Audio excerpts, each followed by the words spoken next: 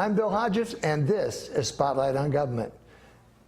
We don't have a government agency or a politician here with us today. We have some folks who are funded by some of those agencies who do a really good job. Preserve Vision Florida. And with me, I have the president and CEO, Joanne Leiter, and I have the board chairman, Kevin Bakewell. Thank you for coming. Thank you for inviting us. Delighted to have both of you. I understand that they just happened to catch you in town. Absolutely. Well, I'm just privileged to be the board chair for Preserve Vision Florida, and AAA has been a longtime supporter of Preserve Vision, and not surprisingly, we're very interested in good vision because it has a lot to do with safe driving. And you're the vice president of public affairs. Absolutely. Yeah. So catching you in town and not in something else is a really good thing. You must have a lot of pull, Joanne. Yeah, we have a great board. We have a very dedicated board. Tell us a little bit about Preserve Vision Florida, and I'll throw the ball out to either one of you. We were founded in 1957 as an affiliate of Prevent Blindness Florida, and we're no longer an affiliate of that organization. We're an independent. Standalone now? Yes. But so we've been in operation since 1957. We were founded by Mildred Baynard in St. Petersburg. She had a lot of interest in whether children could see to read in school. And back in the day, we used to have hundreds of volunteers that would screen children in the schools. Since that time, nurses in schools now screen children. But we do very intensive screenings with children prior to entering school, because we know that 1 in 4 children enters elementary school with a vision issue. And if they can't see, they can't read. That's kind of our point of view about it, because often children don't realize they can't see. And there are some medical conditions that if they're not corrected by the time the child is 8 or 9 years old, they can actually lose sight in an eye. They have amblyopia, the nerve goes dead, and they will never be able to see out of that eye. Wow, you know, when you bring this up to me, one of the things that comes to mind quickly is I was an MADD, I'll admit to it. And I was a handful in school because just holding my attention. And if I hadn't had good vision, what would have happened then? Well, I'd have been in deep trouble and probably relegated off to being one of the discipline problems. Yeah. What we know now through a number of national studies, about 80% of children diagnosed with a learning disorder actually have a vision issue. Wouldn't doubt it. And that it does display itself through lack of social emotional growth. Many children at a very young age conclude that they're too stupid to learn. They just think that there's something wrong with them. I was told that. Because they don't know that they really can't see, but 80% of learning in a classroom is visual. So catching this very early on is important. We also do screenings with middle school and high school kids. The schools no longer are mandated to do that under the state of Florida. Really? So puberty does affect how a child sees. I can imagine. Very often, you know, kids may find out they have a vision problem when they want to get their driver's license, for instance.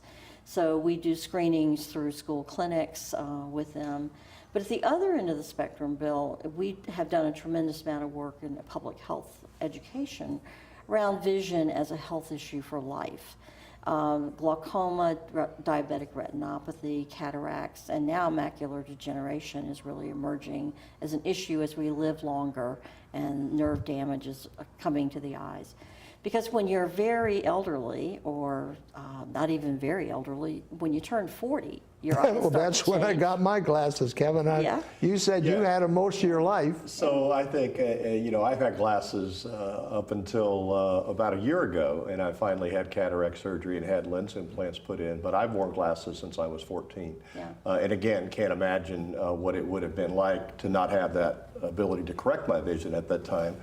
Driving is one of those things. Everybody wants to get their driver's license. Hence AAA's involvement. Right, absolutely. But you know, the other thing that really has always impressed me with Preserve Vision is the type of work they do. So we do screening, yes, but unlike a lot of other organizations, we actually take care of the problem. So it's not just identifying that you might have a problem, but we will actually outfit those children with glasses, and we have partnerships with organizations that help us do that. So it's not just you've got a problem, and that's it. We actually help you take care of the problem. And in some cases, we've actually gone as far as helping to work with doctors to perform surgeries on individuals. So that can take care of the issue. So we're addressing it from A to Z. And I think, to me, especially as a corporation like AAA, when we look for organizations to support, not only do we want them to be relevant to our purpose, which is traffic safety, advocacy, and good driving, we want to make sure that the dollars that we're providing in the form of sponsorships are being well spent.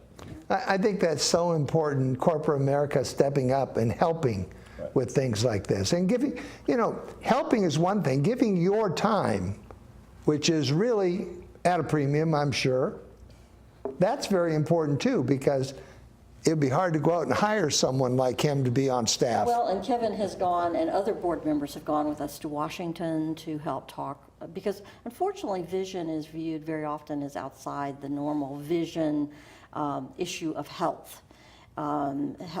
Both vision, hearing, and also dental often get left out of insurance policies. And Most often dental. Yeah, and so helping our government officials understand that vision is a primary health issue through a study done by the University of Chicago School of Business.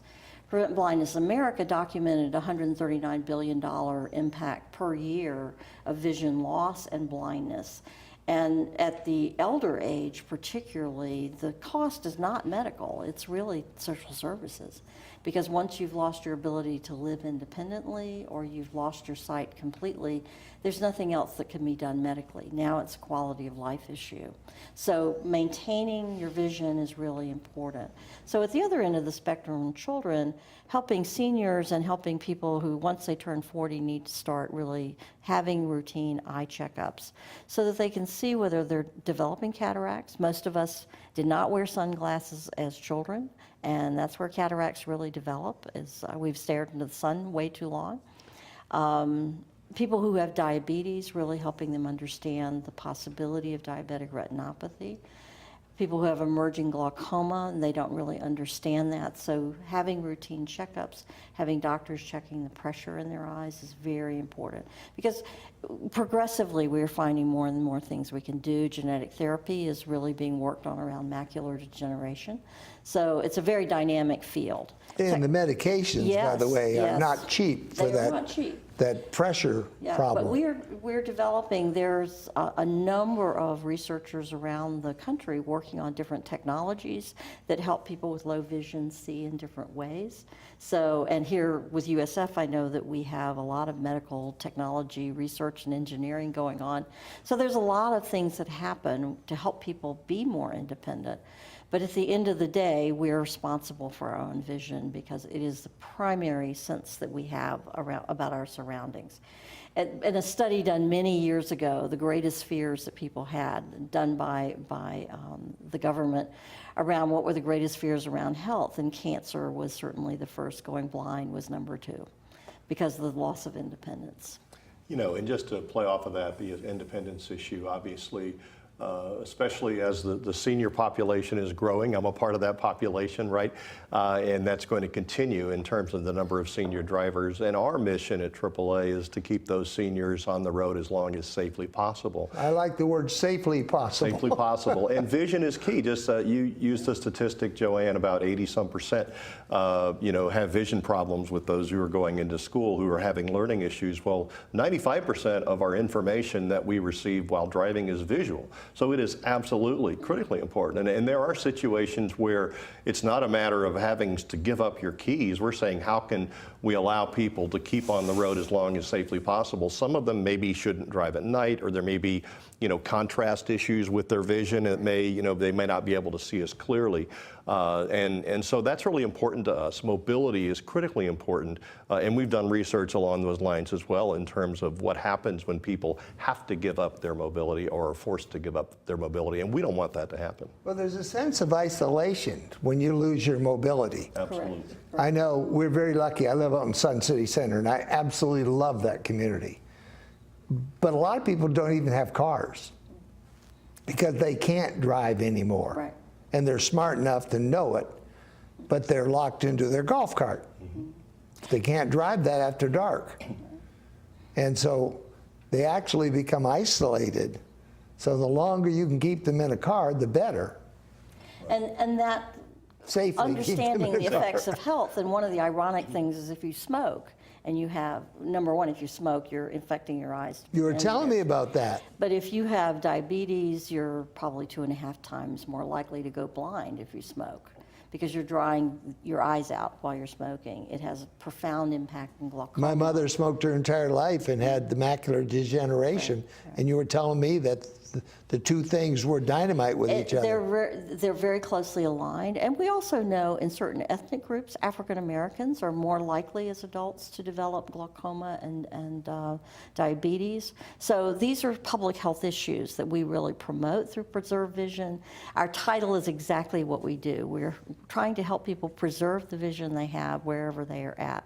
Kevin mentioned that we have a number of doctors who will see pediatric ophthalmology, for instance, is a very rare specialty, as you can imagine. I can imagine So that. when we find children that really need to have something way beyond just a pair of glasses, we have a number of partners with 10 or 12 physicians here in Tampa Bay, for instance, that will see these children often for free to help us understand what the issue is and how that child needs to be treated. And poverty is not always the issue about vision in children. We've had a number of cases in the last couple of years of parents, we've screened their children in preschool. They can't really tell that their child can't see, because if the child isn't verbalizing it, if they're not really pushing that child to read, and if the child has amblyopia, which is lazy eye, they don't necessarily see that. So it's not always, these parents often have insurance. They just don't think it's necessary to take their child. Their child is functional, and they're not into deep reading of school yet, but getting them to pay attention to that, the sooner we can begin to treat that lazy eye, the more options that we have for the child. And the child, very often they have to be patched, and we help them with the eye patch club and different things to help them They can be cope pirates. with that. Absolutely, absolutely. To help them cope, we hear lots of strategies of moms who bake cookies with eye patches and things, so the child doesn't feel isolated doing that. But For my listeners, how does this relate to them? How do they become aware of your services, and how can they take advantage of that? Either of you. We have a tremendous amount of information that is CDC qualified information about various vision health issues. CDC, tell it. Yeah.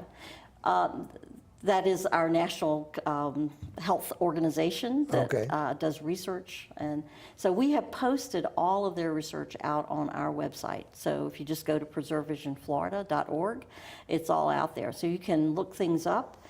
We also do screenings and help people here in the Tampa Bay area if they need glasses.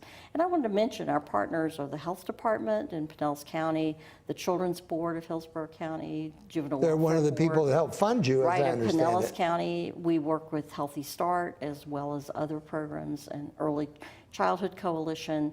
And it's important, that's government money, and the private money that we receive through our corporate organizations. We have one very large fundraiser a year called the Person of Vision Dinner, which we've been giving that award since 1979. Okay. This year we will actually be honoring H. Lee Moffitt for his visionary leadership. That Really? award recognizes visionary leadership in the community.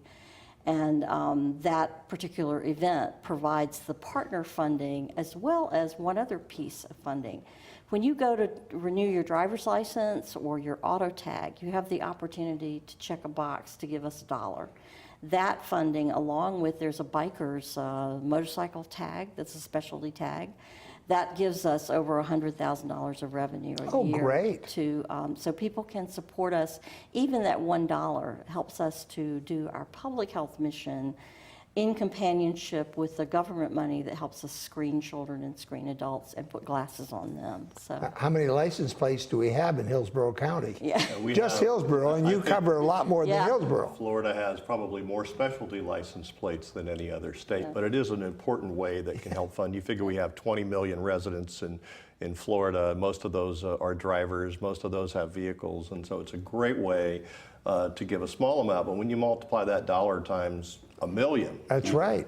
It's significant. Let alone 20 million. You know, I wanted to just play off prevention is obviously key in helping people preserve their vision, and I guess that's another way that Preserve Vision really lines up with us. We're all about prevention. You know, wearing your safety belt prevents you from getting hurt or killed in a traffic crash. And if my father had one on, he might have lived a few more years. Absolutely. And I think when I hear Joanne talk about that a lot of these parents of these children, it's not that they can't afford, they just don't know. And just to be able to detect early on that there is some problem.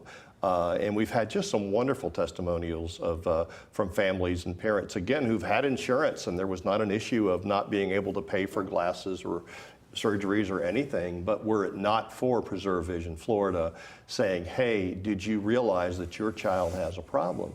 And they might have just dismissed it as, you know, Sure. they're young kids or whatever, but if it weren't for that, they could have had a serious problem as they grew up and maybe never had the opportunity to correct that, which at a very young age could have been easily corrected. And at the adult level, you know, we're very blessed now that we have optical companies that offer specials for $69 or Right. $79. You can have an eye exam and get glasses. So the cost of glasses has come down a great deal. But sometimes the partnership and the fear of people not knowing what they need to do, to me, Preserve Vision Florida gives us one of the most profoundly effective healthcare interventions I've ever seen. Most screening services say, Bill, you have high blood pressure, you're going to have to take medicine for the rest of your life. We're kind of a one and done. So we screen you, you have a problem, we help you to get an eye exam, get glasses. And I mean, people are so grateful for just this tiny intervention in their life that they Tiny? didn't realize. I mean, come on, folks, we're talking about seeing the world. Yeah. I mean, I think that's a pretty good intervention. Yeah, it's a wonderful intervention. We also distribute reading glasses. Very often we find people who just, they're afraid that something larger is going on, their vision's gotten blurry. All they need are reading glasses. You know, isn't that the truth? I suppose that's rather a human thing. Yeah. We've got this ache or this pain, but maybe if we just leave it alone, it'll go away. It'll go away after a while. Yeah, it'll go away after a while. Yeah, another thing I was going to mention, because as I think about where we are today, and we have grandkids now, so we're enjoying them, go out, and they're all, even the 2-year-old is out there starting to learn how to play soccer. But sports, injuries are a serious issue when you talk about soccer or other sports. Oh, yeah. Where there's a ball that could strike you at a high rate of speed. So sports injuries related to eyes are a big problem as well. Yeah. And so we have a lot of educational information on our website, preservevisionflorida.org, that also will help educate you in that as well. And then what do you need to buy to protect yourself, whether it's prescription or not. So. I have a very good friend who was a full bird colonel on his way to general, command pilot, and he walked into a racquetball court without the glasses on, took a ball straight in the eye, blinded one eye, and that ended his career right there. Well, what's one interesting silly mistake. is for children up to the age of about 12, baseball is the most dangerous thing they can play because you have a ball hurling at you. You also have flying bats, so that's the issue. When children are teenagers, it's basketball that's the most dangerous sport for them because you have flying elbows. But children can lose their sight in just a second. Oh, And, yes. You know, for a very small amount of money, parents can buy a highly qualified set of polycarbonate safety glasses for them. Children don't necessarily like wearing them, but it can save their sight, and that's the part. We also do education about sparklers, for instance, are terribly dangerous for children. Children lose their eyes very often from sparklers, and we all are of a generation where sparklers were very prevalent in our childhood, you know, and yet you're talking about something that's Even though we had to smuggle them in, because the state I belonged to, they didn't allow them. Well, they were smart. They're very hot, and children get that in their eye, can blind them. So we have a number of downloadable little brochures that people can have about children's eye safety. And we have a wonderful, our vice president upon occasion dons our carrot suit when we go into preschools, helping children understand that really colorful vegetables are really good for their eyes. Do you don those now? I have not been asked to do that, To wear the carrot there are suit. others more qualified. but it makes an impression on He'd make children. a good rutabaga. Yeah. He's big. But I think if we can make that impression on children very, very young, so we distribute sunglasses for children age 2 and above to help them understand the importance of wearing sunglasses. It's not that you just need this to have your skin taken care of. Your eyes are really important out in the sun. And I've learned so much since I came on board as the CEO of this organization 5 years ago. What we do for people is truly to save their lives in a way and to help them in a profound way feel like they're connected to other people. Okay, just so I don't miss it, I want to go over it again. How do people come into contact with you? How does a child come into contact with you? Yeah. How does it actually physically come into contact with you? Well, they can go to our website. We have public screenings. You can see where we are out in the public. People can just walk in, Okay. bring their child to a public screening. We work with hundreds and hundreds of preschools here in Tampa Bay. But regular schools do their own They screening. do their own screenings. But if they find something, do they let you folks know? The school nurses Is very there a often will call hand us. in hand? The school nurses, the state of Florida through Medicaid does provide glasses for children who are qualified. The school nurses often will call us if they have a particular issue with a child. We help connect that child with a pediatric ophthalmologist if something at a higher level is needed. Very often moms have problems making an appointment with an optometrist because Medicaid doesn't really reimburse very much for Right. that. We help them get connected so that they can have that eye exam. But our website, we have public screenings for adults, and we also do screenings in Orlando through the Public Health Department. So unfortunately, as a nonprofit, of course, we go where we have funding to Certainly, make sure yeah. that we're there. But we get lots of phone calls from people around the state of Florida asking for advice. We connect people. There are national organizations that will help people with medications for vision, that will help them with specific issues. So we try to connect them, be it the VA or others, just to help understand what they may have been told. Yeah, I go to the VA, and I really have to tell you, they outsourced me once. They gave me the opportunity to go out of the VA and go to a local person. And when I went there, it gave me an idea of how good the VA was. Yeah, that's great. The That's great. kind of care I got from the Yeah. VA. So if you happen to be a vet, give the VA a look as far as eye care goes, because these guys just don't cut any corners on your treatment. Well- That's my commercial for the VA Well, here. they want you to have a good quality of life, and again, preserving your vision will help you be connected to your community, to your family. It will preserve your ability to drive and to read and to interact. seniors. Let's move off of the kids for a minute, because the seniors are the people you're insuring. Right. And so let's talk a little bit about how seniors connect with you. Yeah, so just to provide one really good resource out there, it's called seniordrivers.AAA, seniordriving.AAA.com.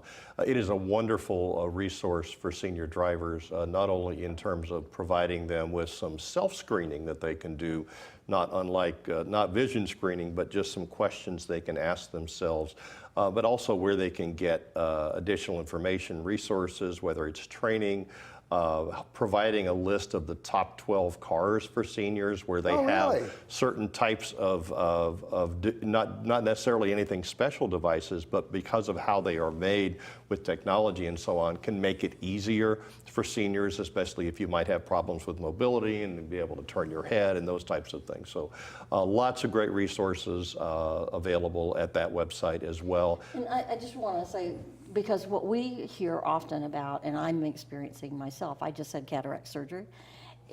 You have digital clocks, cars that have different digital readings in different colors.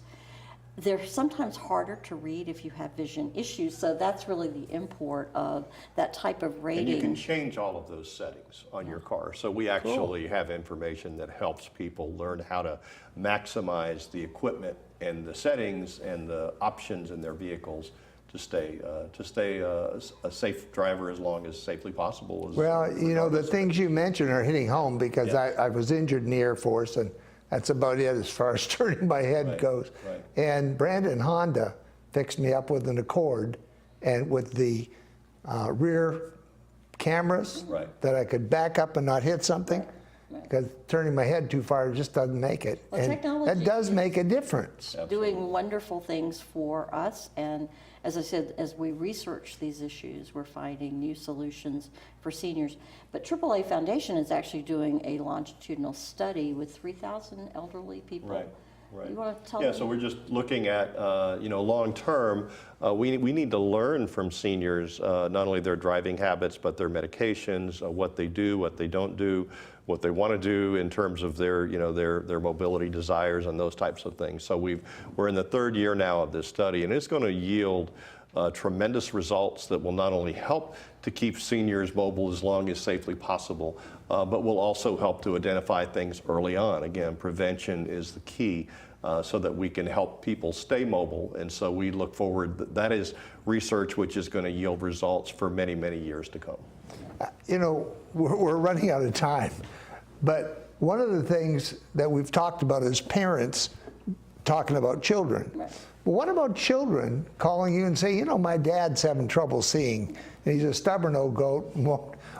Can you help them? Yes, we will talk with and see if we can help and assist that parent to connect to the right services. We work with many partner agencies here in Tampa Bay and around the state of Florida.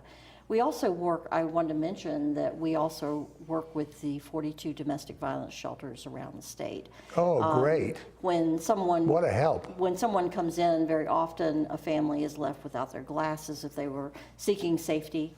The children may have left without their glasses.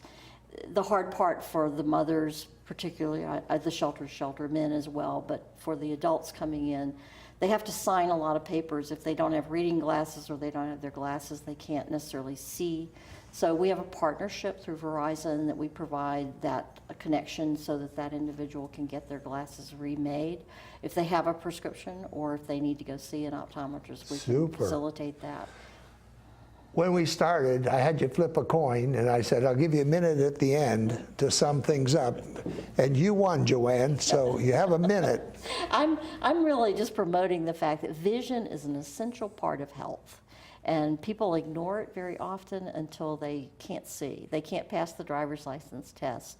What I'm here to say is if you're older, don't ignore it as part of your annual checkups. Be sure that your physician is paying attention to it. If you have certain conditions, Kevin mentioned medicines that people take, that they are really checking their vision. If you have children, please help them see so that they can learn in school. Children often don't know that they can't see, and we'd like to help them know that. And we have lots of information, www.preservevisionflorida.org. We'll put that up on the screen for you. And our staff returns phone calls. We will consult with you and help you in any way that we can to connect to people. We can't always solve every problem, but we at least can talk with you and maybe help dissect the issue. Help people learn there is a problem, right? Absolutely. Joanne, thank you for being on the program. Kevin, taking time out of your busy day to do what you're doing, and thank AAA for us for that. You're unique, you're special, and you're great. Tell yourself so often because you are, and we'll see you on the next Spotlight on Government. And again, folks, preserving vision is very important. Absolutely. And I think you've given a great message today. Thanks for the time. Appreciate the time. Thank you.